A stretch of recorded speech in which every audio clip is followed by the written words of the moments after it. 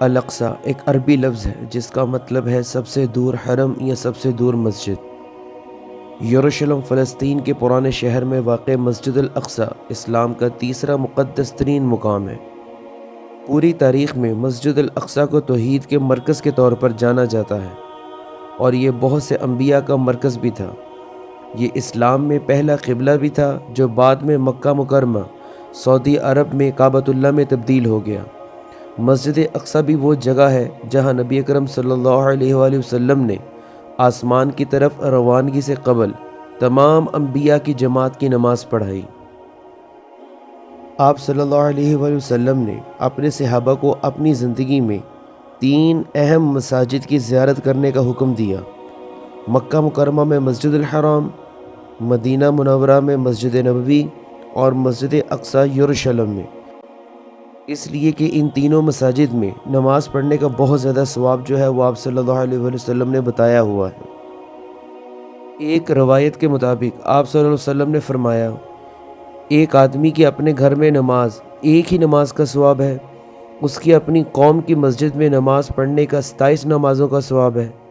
جس مسجد میں جمعے کی نماز پڑھی جائے اس کی نماز کا ثواب 500 گنا ہے، اور مسجد اقصی میں جو نماز پڑھی جائے اس کی نماز کا ثواب 5000 گنا ہے، اور میری مسجد یعنی کہ مسجد نبوی میں اس کی نماز کا ثواب 50,000 نمازوں کے برابر ہے، اور کعبہ شریف میں نماز پڑھنے کا ثواب 1,00,000 نمازوں کا ہے۔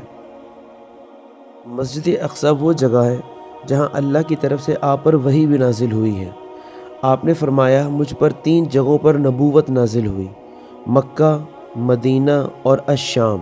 اور ایک اور روایت میں آپ نے فرمایا کہ قرآن 3 جگہوں پر نازل ہوا: مکہ، مدینہ اور الشام۔ اور ابن کثیر جو ہے وہ الشام سے مراد یہ لیتے ہیں کہ یہ بیت المقدس یا مسجد اقصی ہے جو کہ یروشلم میں ہے۔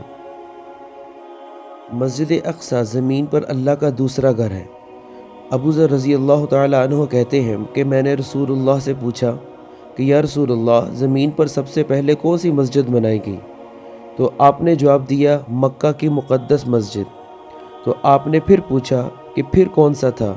رسول اللہ صلی اللہ علیہ وآلہ وسلم نے جواب دیا، مسجد اقصی۔ ابو ذر رضی اللہ تعالی عنہ نے مزید پوچھا کہ دونوں مسجدوں کی تعمیر کے درمیان کتنا عرصہ تھا؟ تو آپ نے فرمایا 40 سال۔ مسجد اقصی خانہ کعبہ کے علاوہ واحد مسجد ہے جس کا قرآن پاک میں ذکر ہے۔ آپ کو معراج کے موقع پر مسجد حرام سے جس جگہ لے جایا گیا وہ یہی مسجد اقصی ہے۔ آپ نے اس مسجد میں سارے انبیاء کی امامت بھی کی۔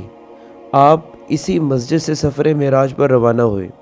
مسجد حرام سے مسجد اقصی کے آپ کے اس مبارک سفر کو قرآن کریم نے کچھ یوں بیان کیا ہے: سبحان الذی اسری بعبدہ لیلا من المسجد الحرام الی المسجد الاقصی الذی بارکنا حولہ لنریہ من آیاتنا انہ هو السمیع البصیر، کہ پاک ہے وہ ذات جو اپنے بندے کو راتوں رات مسجد حرام سے مسجد اقصی تک لے گئی، جس کے ماحول پر ہم نے برکتیں نازل کی ہیں تاکہ ہم انہیں کچھ نشانیاں دکھائیں۔